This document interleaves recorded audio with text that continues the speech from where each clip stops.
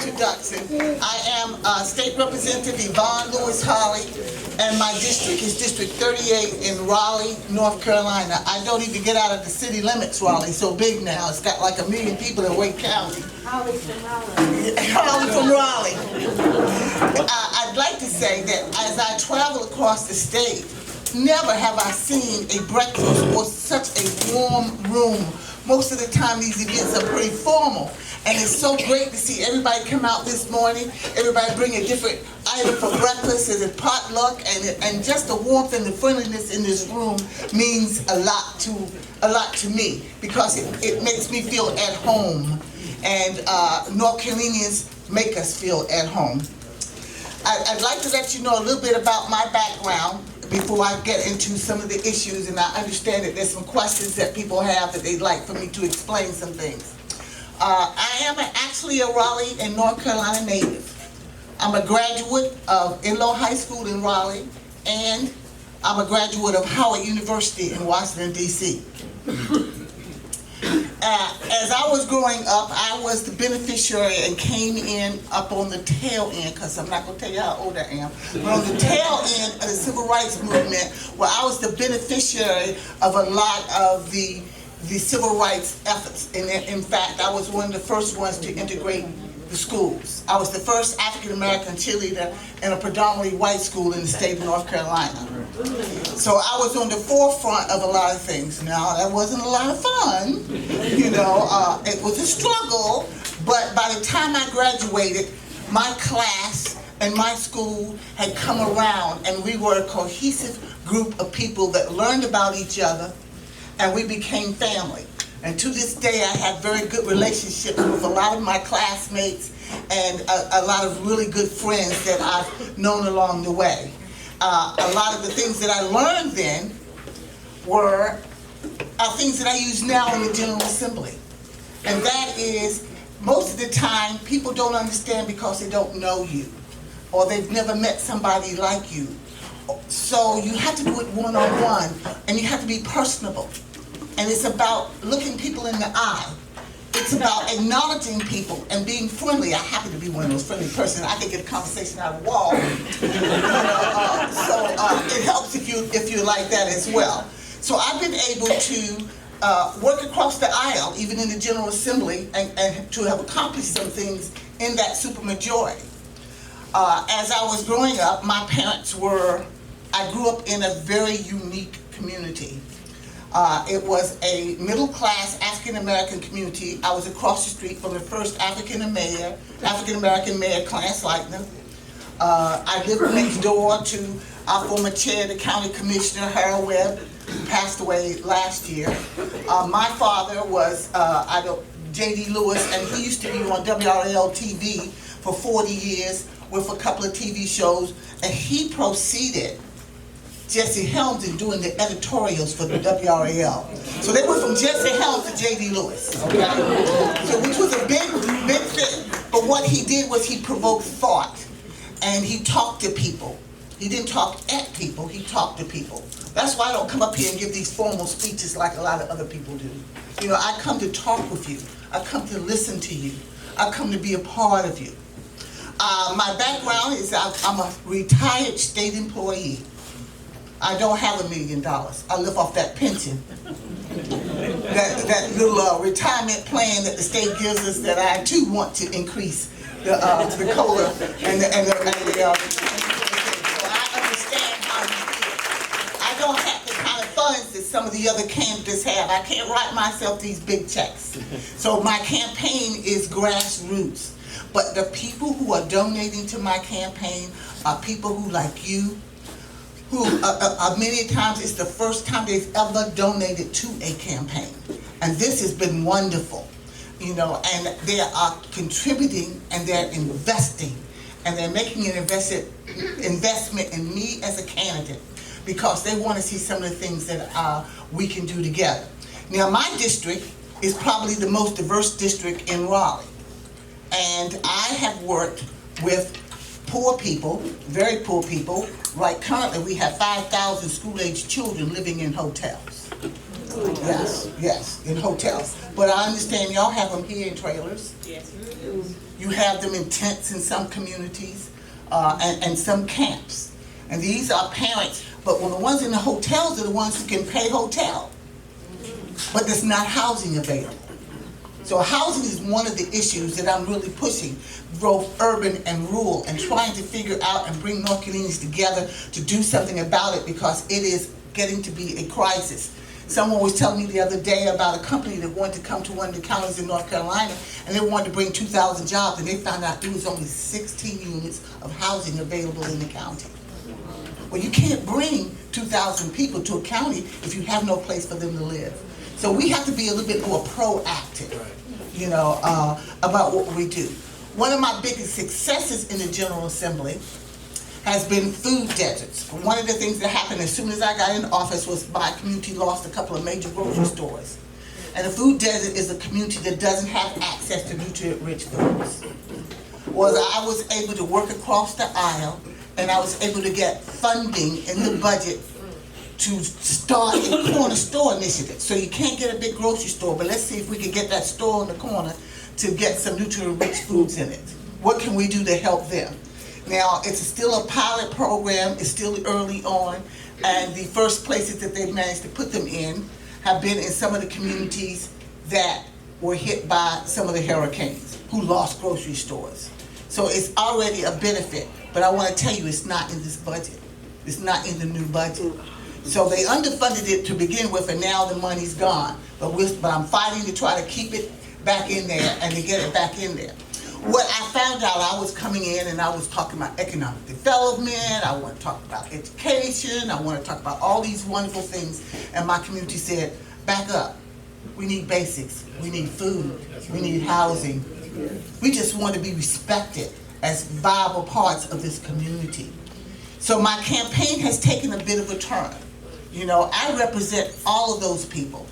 I have been, like I said, in the hotels with the homeless women to the boardroom. I've been a single mom, and I've been middle class. I've been poor, and I don't mean poor. Because I think y'all know the difference between poor and poor. So I've been poor, and I've been middle class. So I understand how to rob Peter and pay Paul. But I also am a woman and a mother. And I know that I don't sacrifice one child to feed another. That there's a way that you can do something for everybody. That you can take care of your rural area and your metropolitan areas. They try to put the two of us together. Well, I find that my district represents rural. We get the same dire, limited funds that you get. We are close proximity to money. Y'all are close to Charlotte. You're close to big bucks. How much of it filters to y'all? Right, okay. But we need to do more to partner with. One of the ideas I have is a sister city idea that I'm promoting. I'd like to see where some of our big metropolitan areas partner with some of our smaller communities, because now our smaller communities are having big city problems. And I'd like to see this to pair up and to teach. So if you have a problem, Mayor, over here about affordable housing, you can call the people in Charlotte, if that's your partner city, and ask about affordable housing. How are you doing it? What do you suggest we do? And you can get and learn and tap from that connection to do some things to help build your communities. It's a housing replacement program for mobile homes that I have an idea about. We have these mobile homes that are deteriorating, and they're legacy homes, and people are in them that the utility bills on them are $600 and $700 a month. Well, if you can pay $600 and $700 a month utilities, if we get you a trailer, a newer mobile home, it may have no frills, but it's more energy efficient, and we can get a price down that you're paying $200 a month for your utilities because of the installation and the energy efficiency of it, then you can pay $400 a month or $300 a month for the trailer. And in a few years, you can own that. So these are some of the ideas that I'm taking across the state, because I think it's just important. Now, the other thing about me is that I'm a retired state employee where I worked in purchasing contracts. Well, I did contracts all day long and businesses. And I know how businesses can partner and partner with. And some of the things that I want to do as Lieutenant Governor is to partner with businesses to implement some of these. I had someone come up to me the other day, one of the big companies, and say, we want to put a couple of $1 million in some affordable housing. What can we do? So I'm right now trying to connect them with somebody else that I know that wants to do some affordable housing and needs some resources. So if I don't do anything, it's to connect people. Now, one of the questions that someone asked me earlier that I do want to address is, what does the Lieutenant Governor do? Okay? And then I want to tell you why I want to be Lieutenant Governor, because once I tell you what the job is, well, this is one of the states where the governor and lieutenant governor do not run as a team like the president and the vice president. And currently we have a Republican lieutenant governor, and we have a Democratic governor. And that position has basically been stripped of a lot of its power because of the diversity of it. And it's been vice versa before as well. So the lieutenant governor gathers over the Senate. They're on the State Board of Education, and they're on the State Board of Community Colleges. But I'm running for lieutenant governor, not because I want to be governor or senator or vice president or president. I'm running because it's a platform, and it's the job that you make it what you want to make it. Okay? I want to make it the position that brings people together for these issues that we are talking about that are important in our communities. For the homelessness, for the issues. Do you know that there is nothing that the state does in housing other than housing for some veterans? We don't have any programs for housing unless you're handicapped or you're a veteran. You know, people say, well, we don't want big government.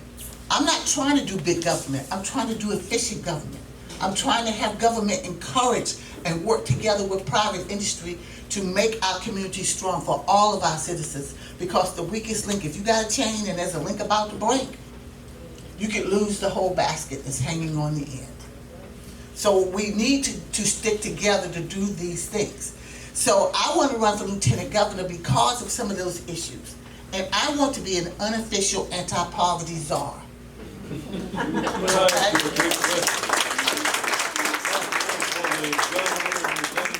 Be the different parties.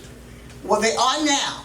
Okay, and the lieutenant governor now, the issue that he's been pushing has been charter schools and taking money from our regular educational system and giving it to parochial schools and private schools, and it has destroyed or is destroying our infrastructure of our public school system. Public money belongs in public schools. I am for public charter schools, but this is what he's done with his time. I want to do something different with my time. I want to spend that time in there working for the average person in North Carolina whose voices are not being heard. Now, I told you that my area was purchasing and economic development. How do I want to do it? I want to partner with some of these businesses in economic development. I want our community colleges to begin to train for specific jobs of communities that are coming into the area. So if we got a plant coming in here and they or businesses coming in here and they need a certain kind of worker, I want our community colleges to train workers for that. I don't want you to bring 2,000 people in the community. Bring 1,000, but hire 1,000 from that community and train them to work in that job. I want North Carolinians to get the benefit of some of the wonderful things that North Carolina has to offer. So I'm a different kind of candidate. You know, I'm looking for that platform. I'm looking to expand. All my life, I have worked in the community, and service has been a big part of what I've done. This is another level of service for me, and I feel that I still have more to give. And in the General Assembly, we are doing some things that are just will hurt your heart. And there are days where I just go on tune out. I go home and listen on the news later on what we did, because I just had to tune them out. You're running against someone who stands on the floor and he says things that just will break your heart, you know, and you go, did he really say that out loud? You know, now he stands up and I don't hear a word he says. Because it's wah, wah, wah, wah, wah, wah. You know, so that's what I hear with some of them, you know. Yeah, and then, but I will still go to him, and I will still talk to him, and I will try to get him to understand my viewpoint, because I also want to understand his viewpoint. I have to. In order to know, in order for them to listen to us, we have to listen to them. You know, I understand that they have fears too, you know, and we do as well. So those are the bridges that I want to make as Lieutenant Governor of the state of North Carolina. And if we got a Democratic, if we elect this wonderful Governor Cooper, let's get some applause for that, back to the General Assembly, and we give him a strong Lieutenant Governor like Yvonne Holley, we can really work together on some issues. And he can then assign some things back to the Lieutenant Governor's office that can help him accomplish a lot of the goals and a lot of things. He'll have backup. Well, right now he doesn't have backup. He has opposition everywhere he goes. So I don't want to take too much of your time. I understand that some of you may have some questions about what's going on down in the GA. You know, I might have to look at the news to find out myself. Have you got Warren Buffett? He owns Clayton Homes. He needs to be right. building some Well, homes for us. let me say this. A lot of these are very new ideas. One of the things that I did, and I've been talking about housing since I've been in the General Assembly, and nobody's paid attention until this year. And I was able to partner with Representative Autry from Charlotte, because I'm leaving the General Assembly and I needed to partner with somebody else who felt as important on housing as I did to carry this along. And we have jointly started a committee, a study commission, where we had Republicans on it, Democrats on it. We've had rural. We brought in the energy people. We're bringing in some of that mobile home people, and we're beginning to do this dialogue. And we have a study bill that we got passed out of the House. We're still trying to get it through the Senate to make state government at least assess and look at what we have. No one knows what kind of housing we do have. And if something's working here in Rowan County and they can use it in another county, we need to be able to say, go talk to them. A good meeting is when nobody leaves the meeting. When we first did the food desert meeting, they gave us a very small room, about maybe a third of what's over there, to have this committee meeting in. And we had 75 people out in the hall. And the Republicans said, oh, this must be an issue. We were just quieting up that little girl over there that talks all the time about food deserts, but this must be an issue. We ended up with the largest room, and we ended up with people talking. And then when the meeting was over, this person over here found out that this person over here was doing something in food insecurities, and after the meeting they ran over to talk to each other. So a lot of things were accomplished just by exposing people to other entities and what's being done. Everything doesn't have to end up in a specific legislation. Some things can be just letting people know and contacting people with other communities. Like if you want to do a food co-op, well, I can tell you some places that are being successful with food co-ops. And they came into that meeting. One thing that came out of that meeting was real clear. Nobody was using the summer money to feed kids. And they discovered all of these funds, federal funds that were available for the summer lunch feed programs. And now everybody's got programs just about everywhere that they're doing lunch programs for kids who don't have access to hot meals in the summertime. So there are a lot of things that come from just exposing people to each other and having dialogue. So I would love to talk to him on Clayton Homes and see if he can do some things and maybe sell us some inexpensive trailers, you know, at the same time. But right now I've had to back things up and run for office to get there, so I can do a little bit more on a broader basis.